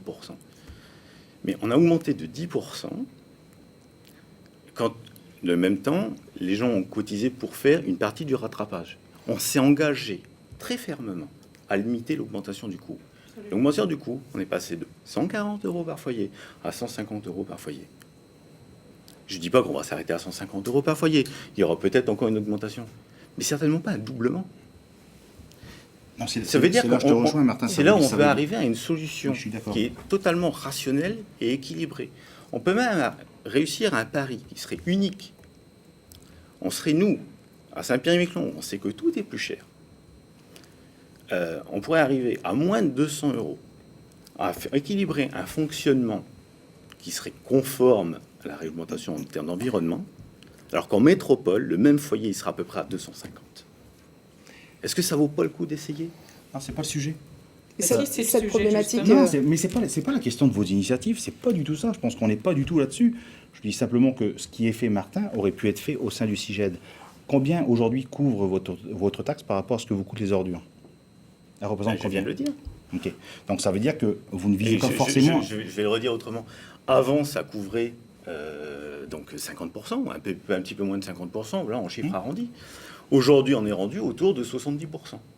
Et donc la cible, c'est 100%. La marge, oui, mais la marge est étroite. Non, mais la marge est étroite. C'est pas la peine de faire peur aux gens qui auraient une augmentation dramatique. On avait dit qu'on n'avait pas fait augmenter le coût. Alors on a compris que sur ce dossier, on n'arrivera pas forcément à vous mettre d'accord. En revanche, on a une question d'internaute qui intéresse Miquelon. À quand une campagne de sensibilisation des gestes éco-citoyens sur Miquelon? Et on reviendra sur le coût après. Oui, je voudrais quand même ajouter un petit mot en ce qui concerne les taxes. D'abord, peut-être la réponse aux téléspectateurs, et puis on revient vraiment sur la question de la taxe d'ordures ménagères. Je crois qu'on en a parlé tout à l'heure un petit peu. Je crois que on va travailler dans l'hiver pour mettre tout ça en place dès le printemps. Parce que, je crois que je l'ai dit tout à l'heure, pardon, on n'avait pas l'outil nécessaire. Maintenant, quand l'outil sera sur place, on attend des contenants, quand l'outil sera en place, eh bien, on va pouvoir travailler ensemble pour justement affiner un petit peu nos conventions et travailler ensemble pour, dès la bonne saison, en gros, mettre le service en place. Oui. Alors cette question qui intéresse effectivement les Miquelonais, la taxe d'ordures ménagères à Miquelon va-t-elle évoluer? Oui. Comment va-t-elle évoluer? Oui, alors c'est pour ça qu'un petit peu que je reste vigilant tout de même, puisque la municipalité, le conseil municipal, on a revu les taux de taxes l'an dernier. Pour 2016, on ne prévoit pas une augmentation des taxes, mais on sera très attentif, bien sûr, sur le coût de ce tri et le traitement des déchets, puisque ça a un coût quand même. Hein. Et je crois que dès qu'on mettra en place, on verra aussi que ça va changer les habitudes. Hein. On ne sera plus dans les mêmes services que l'on a actuellement. Je suis très vigilant justement parce que il y aura aussi le coût du transport. On en a, le président en a parlé tout à l'heure et ça m'inquiète un peu. C'est pour ça que j'avais posé la question au préfet l'autre jour lorsqu'on a eu une réunion sur la DST, savoir si l'État ne pouvait pas prendre en charge le transport. Donc tout ça, c'est un coût. Il faut affiner tout ça. Dans l'immédiat, il n'y aura pas l'impact, bien sûr, parce qu'il faut attendre que le service se mette en place. Mais quand le service sera en place, certainement, on sera amené à revoir la taxe municipale.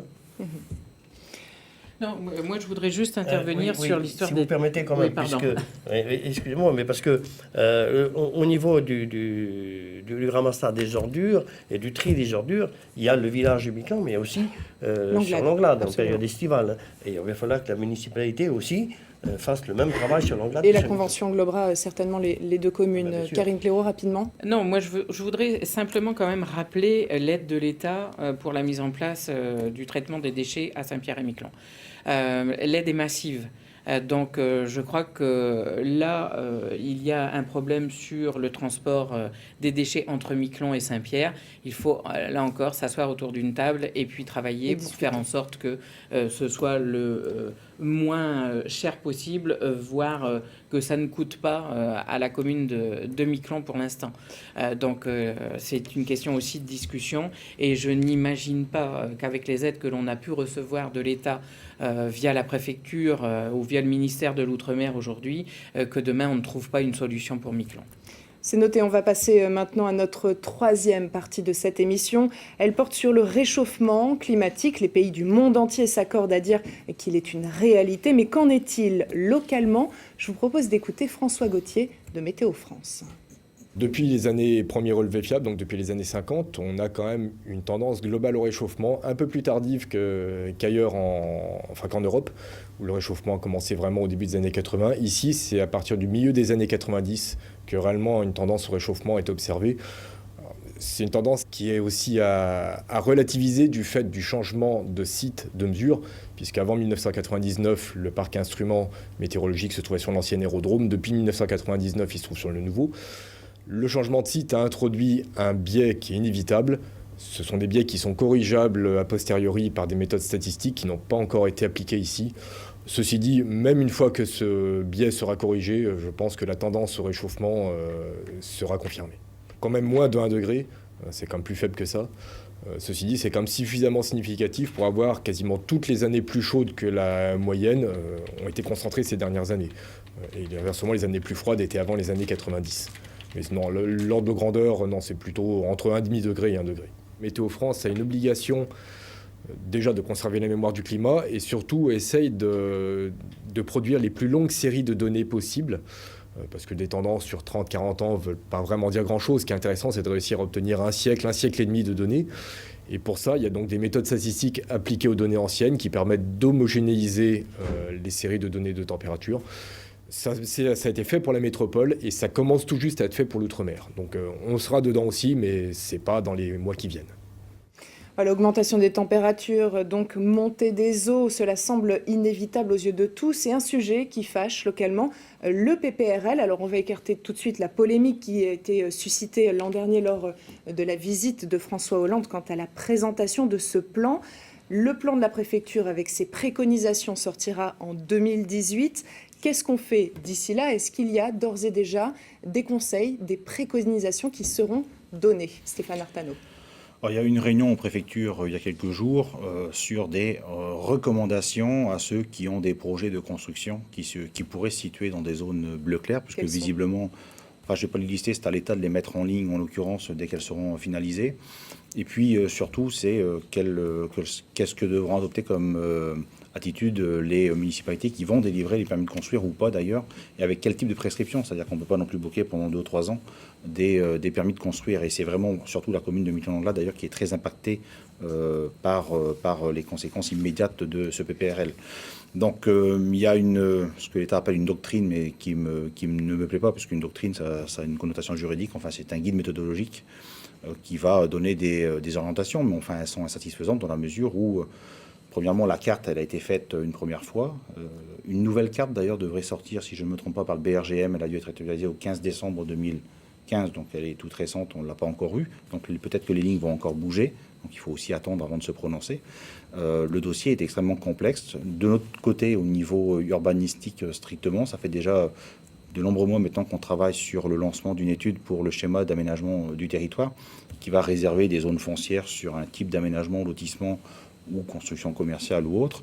Donc ça va se faire parallèlement finalement aux travaux sur le PPRL qui vont encore être menés jusqu'en 2018. Après, si l'État souhaite que les maires se voient imposer des mesures liées à des permis de construire, il faut décider que le PPRL s'applique de manière anticipée, ce qui n'a pas été le cas.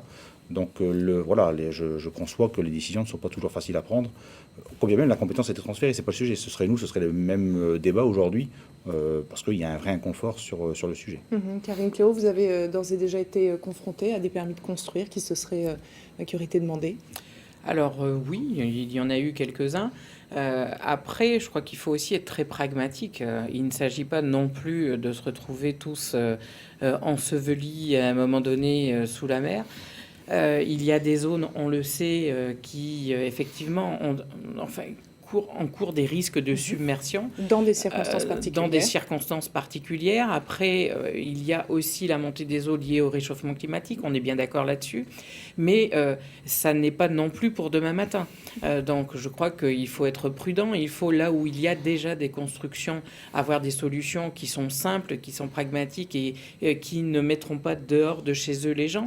Et puis sur les nouvelles constructions, mais si vous savez que vous êtes dans une zone à risque, vous serez autorisé à construire si le vide sanitaire vous permet d'avoir les zones de vie ou de couchage d'ailleurs plus que les zones de vie au-dessus de tout risque de submersion quel que soit l'endroit où vous êtes. Si vous devez transformer votre maison, il faut éviter que le couchage ne soit au rez-de-chaussée, mettez-le à l'étage. Enfin, il y a des choses qui sont quand même assez simples et sur lesquelles on peut travailler les uns et les autres. Après, je comprends le choc, je comprends la mauvaise humeur des gens. C'est une nouvelle, même si pour la plupart d'entre nous, on n'a rien appris que nous ne sachions déjà avant.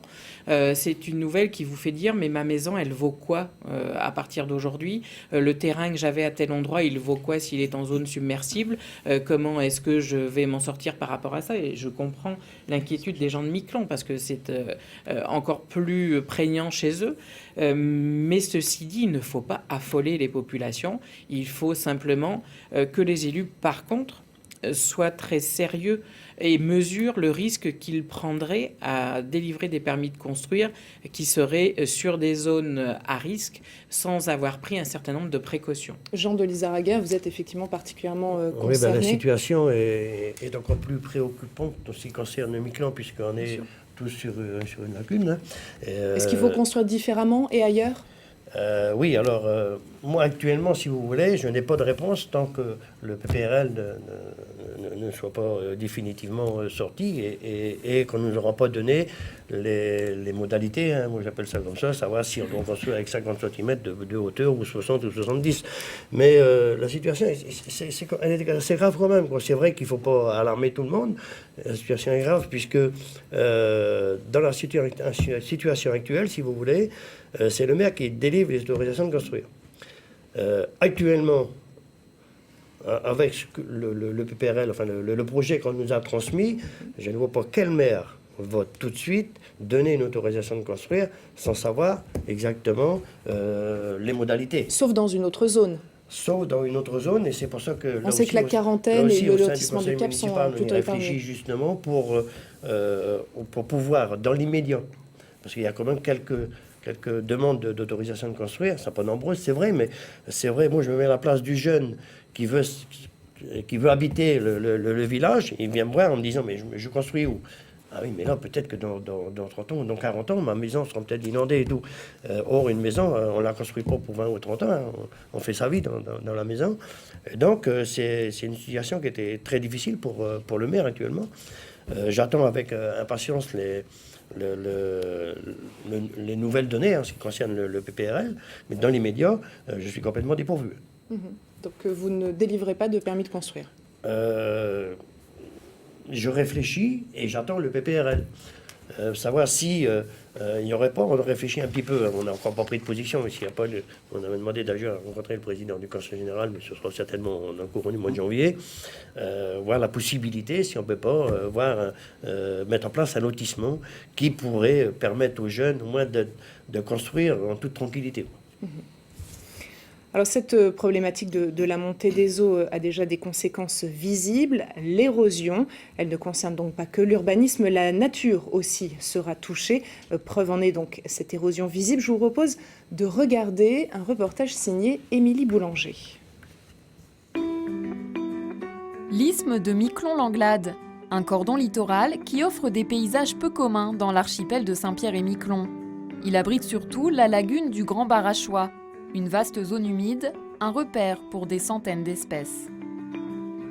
C'est une lagune de 1000 hectares qui est située tout à fait au nord de l'isthme de Miquelon-Langlade, qui est une lagune salée et qui voit tout au long de l'année des animaux, des canards qui migrent en hiver, des limicoles qui l'utilisent comme halte migratoire. Il y a aussi une colonie de phoques sur les bancs de sable, tout à fait au bout de la lagune. Mais cet écosystème est menacé. Tout autour de cette lagune, la dune est malade d'érosion. Chaque année, des travaux sont effectués pour tenter de retenir le sable. La pose de géotextiles en fibre de coco, des plants d'Oya, une espèce qui retient les grains de sable entre ses tiges souterraines, mais pas seulement. Ici, en fait, on a utilisé la technique des ganivelles, des barrières en bois, qui permettent de capter le sable, et on voit que ici elles ont bien fait leur travail puisqu'elles sont complètement ensevelies, alors qu'ici on n'avait probablement pas le même apport de sable et finalement elles n'ont pas été utiles à cet endroit-là. Devant ce phénomène naturel, l'action de l'homme reste limitée. Et le vent n'est pas le seul ennemi de la dune. L'isthme est proche du niveau de la mer et l'océan grignote aussi du terrain. À Saint-Pierre se trouve la direction des territoires, de l'alimentation et de la mer. Elle s'intéresse de près au phénomène en jeu. En 2009, la route Miquelon-Langlade s'est coupée suite à une tempête. Et voilà, ça a été un petit peu l'élément déclencheur qui, localement, a permis de lancer une réflexion sur l'érosion littorale, les risques littoraux et les conséquences des changements climatiques dans l'archipel. On a mis des appareils de mesure, donc houle marée courant depuis 2011. Tout ça va nous permettre de déterminer les modes de protection les plus adaptés, la stratégie d'intervention la mieux adaptée au phénomène en jeu. Les prévisions transmises par un consortium québécois estiment que l'eau pourrait monter de 30 cm d'ici 2050 et de 70 cm d'ici 2100. Quelles conséquences sur la lagune du Grand Barachois? Il faudra près de 10 ans de collecte de données pour en avoir une idée. Pour l'heure, la collectivité finance ponctuellement des enrochements pour maintenir la route en état. Le reste dépendra de décisions politiques. Le sujet est sensible dans l'archipel, pourtant la dune n'a jamais été statique et continuera à évoluer. Voilà, retour sur le plateau de Ça vous regarde. Martin Detcheverry a quitté le plateau. Nous accueillons Vicky Cormier, directrice du pôle développement durable. Bonsoir. Bonsoir. Avant de revenir vers vous, une question à vous, Jean de Lizarraga. Est-ce que cette situation de l'érosion vous inquiète? Oui, bien sûr. Oui, bien sûr. D'ailleurs, ça évolue. Hein. Le secteur, la route avait été coupée sur l'isthme. après les travaux qui ont été mis en place, on voit qu'il y a eu un apport de galets qui s'est fait là, mais au détriment d'un autre secteur. Et, moi, je vais régulièrement sur Langlade et quand je regarde depuis 5-6 ans, le nombre de buteaux qui sont disparus ou presque, eh bien, c'est extrêmement inquiétant. Il y a un secteur actuellement qui est celui du ruisseau de la mer Durand, qui a repris ses droits, donc il longe tout le butteron dès la naissance, à la pointe de cheval, là, juste là, et qui ronge le butteron. Et je crois il va falloir intervenir rapidement, parce que je pense, si c'est possible, d'ailleurs ça a déjà été fait l'an dernier, mais la nature reprend ses droits, on dit. Le ruisseau avait été dévié vers la mer, mais maintenant il est reparti vers les butterons, et on voit que, bien sûr, tous ces le gel, le dégel, les tempêtes, eh bien, c'est une influence considérable, bien sûr, et je vois que l'isthme, petit à petit, il change d'aspect, et il y a bien des endroits où c'est inquiétant. Alors, Vicky Cormier, des opérations d'enrochement sont pratiquées. Est-ce que c'est la solution? Est-ce qu'il n'y a pas d'autres pistes à exploiter? Les enrochements, ils sont utilisés, ils sont quand même nettement moins utilisés que par le passé aujourd'hui. Ce qui est très important par rapport au phénomène érosif, c'est de bien connaître justement le phénomène en question et d'acquérir des données, que ce soit de la connaissance fondamentale ou des connaissances d'observation en temps réel sur site, avec, comme citait Monsieur le maire, les points sensibles. Donc, comme le mentionnait votre reportage, c'est vrai qu'aujourd'hui, par rapport à un pas de temps d'il y a 10 ans, il y a quand même un certain nombre de choses qui ont été mises en place sur le territoire. Côté collectivité, il y a des travaux scientifiques fondamentaux qui ont été menés en partenariat avec l'Université de Perpignan. Monsieur Nicolas Robin était le chercheur en charge de ces études. Et il y a eu quand même une avancée importante sur la connaissance de l'isthme en tant que système morpho-sédimentaire. Ça veut dire derrière la connaissance des stocks sédimentaires en présence sur l'isthme, puisque cette étude était vraiment localisée sur l'isthme. Et il y a aussi eu tout un travail par une chercheuse qui s'appelle Julie Billy sur la chronologie de la formation de l'isthme. Et ça, c'est des données qui sont extrêmement importantes pour pouvoir réagir après en temps réel sur les notions d'aménagement, de choix stratégiques, etc. C'est des données qui sont absolument essentielles pour les décideurs locaux. Alors, Karine Cléaurant, en tant que présidente du Conseil national de la mer et des littoraux, ce problème existe depuis plusieurs années. Est-ce que vous auriez également des pistes? Écoutez, je crois que Vicky l'a très bien dit, il faut d'abord acquérir la connaissance. Ça, c'est vraiment la première chose. Et c'est partout pareil, les territoires, ils sont vivants. Le trait de côte, il bouge. L'érosion, on sait, voilà, ça va, ça vient. Vous allez avoir une dune qui va apparaître à un endroit, une autre qui va disparaître à un autre.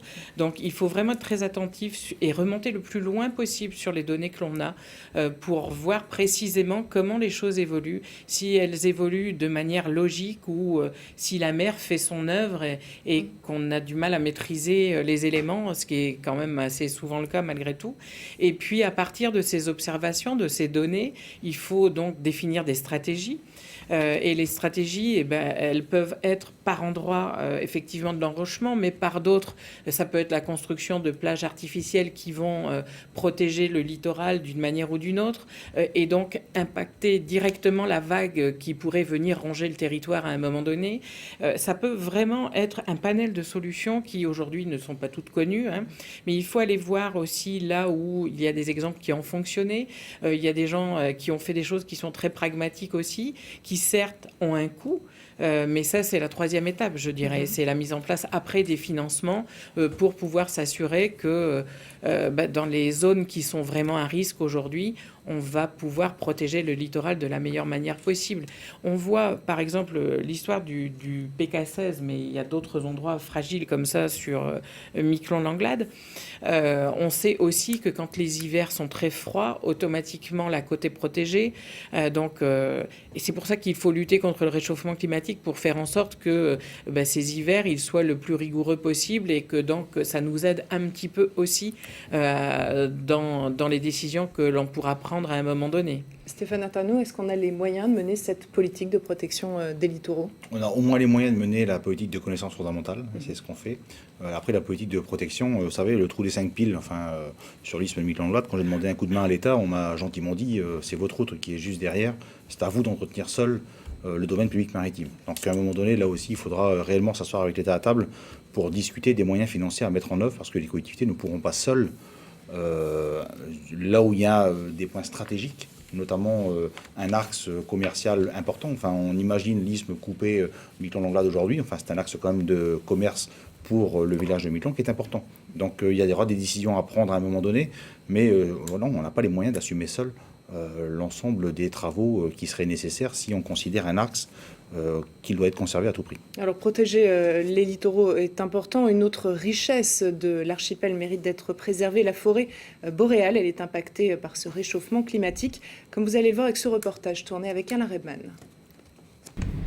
La forêt boréale de l'archipel est un véritable lieu de vie où se côtoient la faune, la population, mais aussi les touristes. Mais au fil des saisons, elle subit de nombreuses agressions, à commencer par celle de parasites, comme le diprion par exemple. Il est apparu dans les années 90. Il s'attaque d'abord aux sapins, donc en consommant les aiguilles. Donc le sapin évidemment est affaibli, il perd une partie de ses aiguilles. Il peut même aller jusqu'à mourir ou alors s'affaiblir, ce qui peut engendrer donc évidemment un problème sur la régénération forestière par exemple, si c'est de manière récurrente. Après évidemment si on rajoute d'autres éléments, par exemple le cerf de Virginie, le lièvre variable, qui ont été introduits, c'est un facteur supplémentaire qui se rajoute sur la forêt boréale et qui, avec par exemple le diprion, va amener une pression supplémentaire sur cette forêt. Autre parasite, un puceron friand du sapin baumier. Seules des températures de moins 30 degrés Celsius lui sont fatales. Au-dessus, il s'installe et se développe. Technicien de l'environnement habitué à observer la forêt, Bruno Le Tournel a déjà constaté un impact du réchauffement climatique. Il se souvient notamment d'un épisode de grésil particulièrement violent. C'était il y a 2 ans. En 2013, au mois de mars, où la forêt, avec une période de grêle et de grésil intense, assez extraordinaire, on s'est aperçu que la forêt avait été affectée, le sapin avait été affecté particulièrement. Il a perdu donc sur la face est du port quasiment tous ses aiguilles et à bien des endroits. Là où notamment les premiers arbres de la lisière forestière ont été particulièrement affectés. Et on s'en est aperçu quelques mois après, au mois de mai, on a vu les arbres rougir et perdre leurs aiguilles. Poumon de l'archipel, la forêt boréale doit être préservée car elle joue un rôle primordial. C'est vrai que là, avec le réchauffement climatique, on va dire que toutes les forêts prennent leur importance parce que ce sont des capteurs de CO2, de gaz carbonique. Donc même Saint-Pierre-et-Miquelon, même la forêt de Saint-Pierre-et-Miquelon, si petite qu'elle soit, elle joue son importance à ce niveau-là. Au-delà de ses qualités environnementales, la forêt boréale de Saint-Pierre-et-Miquelon revêt une autre caractéristique. Elle est unique. Il n'en existe pas d'autre dans le paysage naturel français. Alors cette forêt boréale est donc à préserver, Vicky Cormier. Est-ce qu'un plan de protection est prévu ? Donc il faut rappeler qu'il y a 2200 hectares de forêt sur l'archipel, la majorité étant sur Langlade. La collectivité est propriétaire de la forêt et en ce sens, elle est responsable d'édicter le plan de gestion et la gestion de cet écosystème. Donc il y a en ce moment un travail qui est en cours de réalisation, de façon à pouvoir effectivement adopter un plan de gestion durable et qui va prendre en compte tous les usages qui ont actuellement pour siège la forêt de l'archipel. C'est-à-dire protection de la faune, mais tout en prenant en compte aussi que c'est un lieu de vie, de la population, du tourisme. Exactement. Il y a des pistes de développement économique grâce à la forêt sur les aspects écotouristiques, mais c'est avant tout aussi un écosystème important pour la population. Il y a différents usages, la pêche, la chasse, mais aussi bien sûr les loisirs, la promenade, la population la fréquente pour les cueillettes, le sport, etc. Donc c'est quelque chose que les élus de la collectivité souhaitent absolument prendre en compte.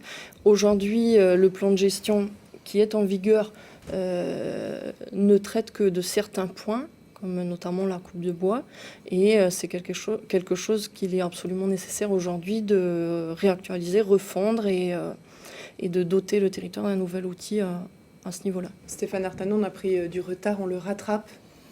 Non, je pense qu'il faut encore arrêter de s'autoflageller, il ne faut pas non plus exagérer.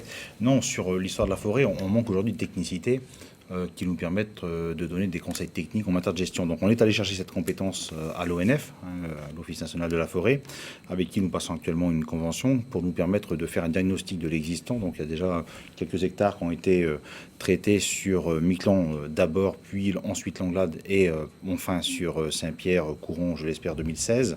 Donc c'est un investissement important pour la collectivité et mes équipes sur le terrain. L'objectif pour nous, c'est d'avoir une meilleure connaissance du site, d'avoir des experts qui viennent apporter une connaissance technique aux agents de la collectivité pour qu'on puisse, avec les acteurs, décider des actions qu'on va pouvoir. S'il faut faire du replantage, par exemple, la Fédération de chasse nous a saisi récemment pour replanter des arbustes. Alors, on attend les conseils de l'ONF pour voir à quel endroit cette proposition est pertinente ou pas pour prendre les bonnes mesures et faire en sorte que cette forêt boréale, on puisse la préserver du mieux possible. Préserver également la biodiversité, c'est un sujet d'actualité qui tient à cœur de nombreux organismes. Localement, une association s'intéresse tout particulièrement à la biodiversité marine, la FNE-SPM, ex-SPM Fragile. Elle s'est donné de nouvelles missions très ambitieuses et suscite déjà l'intérêt de l'Europe, comme vous allez le voir avec ce reportage, image signée Alain Redman. Avec ce changement de nom, l'association FNE-SPM souhaite écrire une nouvelle page de son histoire. En intégrant une fédération nationale, ce sont de nouvelles opportunités qui s'offrent à elle. On a la possibilité, grâce à ça, de pouvoir s'appuyer sur des professionnels à la moindre question, la moindre difficulté à Saint-Pierre-et-Miquelon au niveau biodiversité, le moindre questionnement, on sait tout de suite à qui s'adresser. FNE est une entité quand même responsable et qui a vraiment du poids. On a du monde derrière nous. Localement, l'association va axer son travail sur l'étude de la biodiversité et surtout des baleines, et ce n'est pas un hasard. L'archipel est un site particulièrement remarquable en la matière, comme l'explique ce chercheur, professeur d'université. C'est juste exceptionnel, d'accord? En fait, c'est simple. Il y a plus d'une vingtaine d'espèces de cétacés à Saint-Pierre-et-Miquelon, et on a des bandes de données acoustiques qui témoignent de, la diversité des cétacés. Il y a du cachalot, il y a des orques, il y a des banabos, il y a du rorqual, etc. Et en même temps, ils sont présents, mais alors systématiquement, c'est-à-dire qu'il est assez rare de trouver un jour où il n'y a pas un clic de dauphin ou un clic ou un son d'un cétacé. Donc une grande occupation de l'espace et une grande présence. On les appelle en fait les mammifères marins des espèces parapluies. Pourquoi? Parce que si elles sont en bonne santé, si elles viennent régulièrement, ça veut dire que l'environnement, autour de l'archipel, il y fait bon vivre, on pourrait dire entre guillemets. Un environnement dans lequel il fait bon vivre et une base de données riche. Tout est réuni pour mener à bien des études, mais pour exploiter ces informations, il faut des spécialistes et donc trouver des financements. Là, en ce moment, on est en train de travailler sur le financement BEST. Ce sont des crédits européens. Et on nous a fait bien comprendre au niveau Europe qu'ils étaient très intéressés pour travailler au niveau de l'océan Atlantique. Et on a passé le cap du premier tour, et ce qui est vraiment quelque chose de très important. Le dossier FNE-SPM a donc été présélectionné, mais avant de pouvoir être financé, une version étoffée passera devant une nouvelle commission. Si l'association est choisie, cela lui permettra de mener des actions afin d'améliorer la connaissance de la biodiversité marine et l'environnement marin de Saint-Pierre-et-Miquelon. En un mot, Vicky Cormier, vous confirmez effectivement on manque de données en matière de biodiversité marine? De manière générale, il y a toujours encore énormément de données à acquérir. Donc voilà, il y a toujours matière à faire de la connaissance fondamentale. Ce qui est surtout important, c'est de voir que le constat qu'il y a une biodiversité riche sur l'archipel, il est dressé depuis quand même longtemps. Et c'est sur cette base-là, notamment, que le projet de la Maison de la Nature s'est construit et est en cours de développement depuis 8 ans. Donc c'est parce qu'il y a une biodiversité riche et remarquable qu'il y a plusieurs choses à faire à partir de ça pour le développement du territoire, que ce soit pour des aspects plus immédiats qui porteront des retombées pour la population, pour les écoles, pour les enfants et les scolaires, et le grand public, mais il y a aussi évidemment un intérêt pour le développement écotouristique du territoire.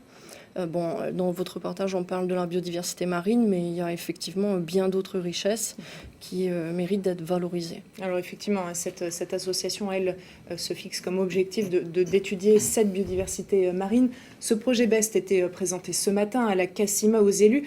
Karine Clairaut, vous étiez présente. Êtes-vous prête à soutenir cette association dans sa démarche? Oui, écoutez, c'était extrêmement intéressant la réunion de ce matin et vraiment on voit quel est le contexte et là où l'on veut arriver. Mais c'est comme dans tous les domaines, je dirais, et Vicky vient d'en parler, c'est vraiment acquérir de la connaissance et le plus possible de connaissances. Alors là, en l'occurrence, c'est sur 2 espèces particulières, mais voilà, c'est d'abord la connaissance et puis après la valorisation de ces espèces parce que on va pouvoir faire la démonstration que la biodiversité à Saint-Pierre-et-Miquelon, elle est extrêmement intéressante, elle est extrêmement riche et que ça vaut la peine que l'on s'y penche et qu'on fasse en sorte, en tout cas, qu'elle soit connue en dehors des frontières de notre seul archipel. Stéphane Artano, même question. Êtes-vous prêt à soutenir cette association? Nous, on est prêt à soutenir toutes les actions qui permettent d'améliorer la connaissance fondamentale que nous avons de la biodiversité. Que ce soit cette association ou une autre, c'est pas tellement le sujet, ou même les services de la collectivité. Il faut être très clair. À partir du moment où on améliore et on valorise, là je suis d'accord avec Karine Clairaut, c'est la question de la valorisation qui va être importante. C'est un point sur lequel on est très attentif, au travers de la MNE par exemple, mais au travers d'expériences malheureuses passées, de projets de réserve et autres. Donc je dis que... Là, c'est une nouvelle étape. Mais au-delà de cette association, je dis simplement que améliorer la connaissance que nous avons de notre milieu maritime, forestier ou autre, c'est une excellente chose. Je dis attention derrière aux effets d'aubaine. Il y a l'Agence française de la biodiversité qui est créée, qui a une assise nationale. Moi, je souhaite que dans l'outre-mer, notamment, on soit autonome et qu'on aille faire comme Solonef, qu'on aille chercher de la compétence pour amener une expertise sur le territoire. Je ne souhaite pas qu'on retombe dans les vieux serpents de mer sur des réserves, des aires marines protégées, s'il n'y a pas la nécessité sur le territoire d'en avoir. Je pense qu'il faut être très clair là-dessus. Donc la position de la collectivité, elle est complètement transparente, et y compris à l'égard de FNE, que nous avons reçu encore aujourd'hui au Conseil territorial, donc il n'y a pas d'ambiguïté. En tout cas, un sujet effectivement qui fédère donc cette biodiversité à préserver et à étudier. C'est la fin de cette émission. Je vous remercie à tous d'être venus en plateau. Je rappelle juste que si vous souhaitez en savoir plus sur les aides proposées par la collectivité, n'hésitez pas à vous rendre sur le site internet du Conseil territorial. Et par ailleurs, puisqu'on est en train de parler de recyclage, la mairie organise jusqu'au 21 décembre une campagne en faveur des biodéchets. Donc incite les foyers à s'inscrire. Merci à tous d'être venus en plateau. Merci à vous. Merci à vous également, téléspectateurs, d'avoir interagi toute la soirée. Vous avez été nombreux à réagir. Nous n'avons pas pu passer toutes vos questions. Merci à tous ceux qui m'ont permis de préparer et de réaliser cette émission, que ce soit la rédaction ou la technique. Je vous souhaite à tous une excellente soirée. Rien n'a changé fondamentalement. Qu'est-ce qui se passe? Qu'est-ce qui coince? Aujourd'hui, on a un problème avec les banques. Pourquoi? Ça vous regarde. Nous sommes là pour défendre notre refus. On ne veut plus être attendu, on veut agir.